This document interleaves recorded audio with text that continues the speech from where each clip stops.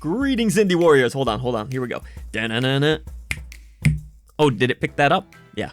I'm terrible at snapping. Welcome to I Dream of Indie. So good to be with you once again. Today we are taking a look at the Addams Family Mansion Mayhem. You don't see a lot of these movie tie-in games. I'm assuming this one is tied into the new movie that will be coming out here in October. It certainly uses the same art style at the least. This is a 3D action game where you can have up to 4 players if you so wish. That includes Wednesday, Pugsley, Gomez, and Morticia Addams. I was actually nicknamed Pugsley in school because I would always shave my head down and I looked a lot like Pugsley apparently. But no, there is a lot of history with the Addams Family. This is a series that goes back to the 1960s. Heck, I can remember my grandmother really liking it. The Addams Family does have a decent history of being video games. A lot of you older folks out there, like myself, might remember infamously Fester's Quest, one of the first Nintendo games I really owned, along with the Addams Family, which came out in 1992 on the Genesis and the Super Nintendo, which wasn't as good of a game. You had Addams Family Values as well. There were a few others, and this is the latest entry. This is actually the first one, though, since, I believe, 2001, with the new Addams Family coming out on the Game Boy Color. So my first impression of this game wasn't all that great. Being a multiplayer game, I was really excited to jump in with Silent Signs, but there didn't really seem to be any native multi-controller support, so I had to tool around in Steam a little bit, which is pretty annoying, but eventually I got there by assigning the different controllers appropriately and got that working. Unfortunately, it didn't work out of the gate. Just to go over the story real quick here, the Addams Family are well threatened essentially. They might lose their home, and now you have to go on a quest through different realms in order to learn the history of your home and why it can't be torn down. Most of the story is told through simple text and static images of the characters, which feels a bit like a missed opportunity. You don't even get their voices or anything,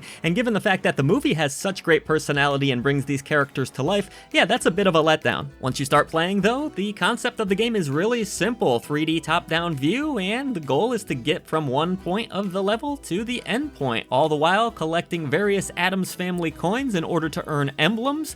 There are 3 in a level, and collecting more of them will allow you to unlock further levels in the game. You will need a set amount in order to advance, but as you'll find out, finding them, it really isn't that difficult. Regardless of which member of the Addams Family you choose, they all control exactly the same. There were no real differences, at least that I could pick up on. You have a standard jump here, you have a bump attack of sorts, which can break objects and attack enemies, and you'll usually get a weapon depending on the world that you're in. There is a different skill or weapon for each world. So for the first world, which takes place in Soup, I guess, which didn't feel all that Addams Family-ish to me, but whatever.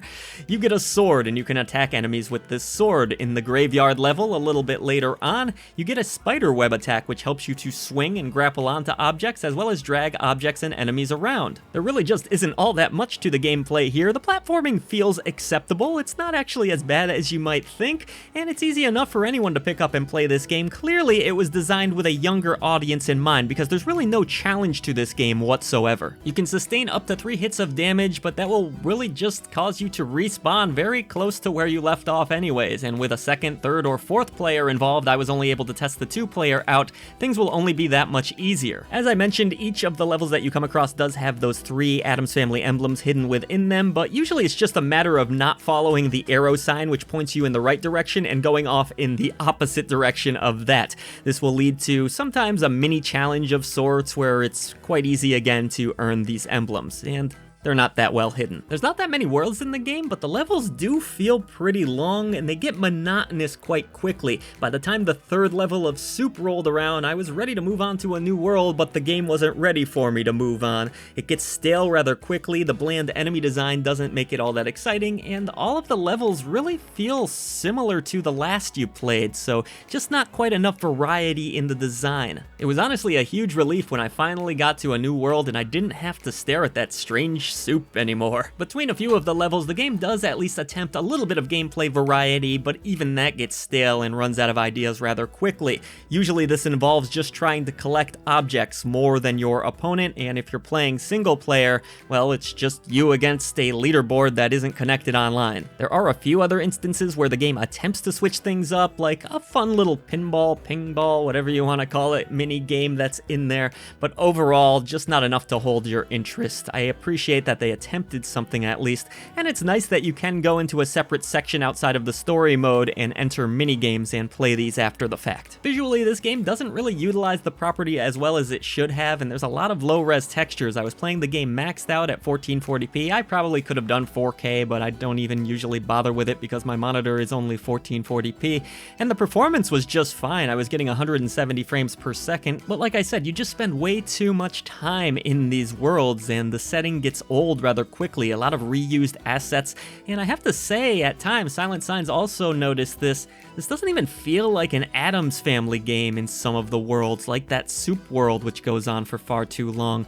There's only so many weird fish bones floating and eyeball enemies that you can look at before you get a little bit tired of it. I just don't think the developer has utilized this property as well as they could have because, well, the Addams Family is awesome, and some of these set pieces and designs on these levels are not all that awesome. The low-res textures are a little bit kooky and spooky in their own right, but overall, I was disappointed with the look of this game. I just feel like they could have gotten more out of it. That also applies to the sound design. You don't get any real voices out of these characters outside of a moan or a grunt here or there.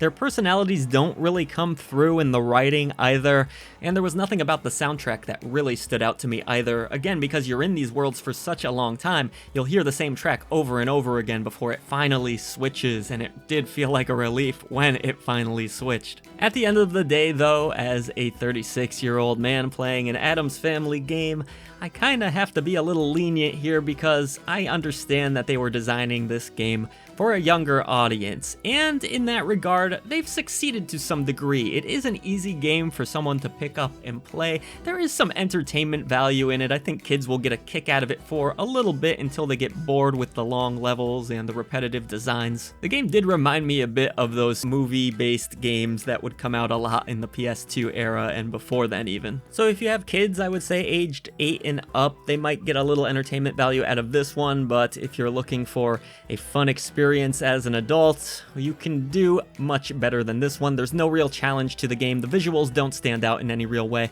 and unfortunately, it just doesn't make great use of this wonderful property.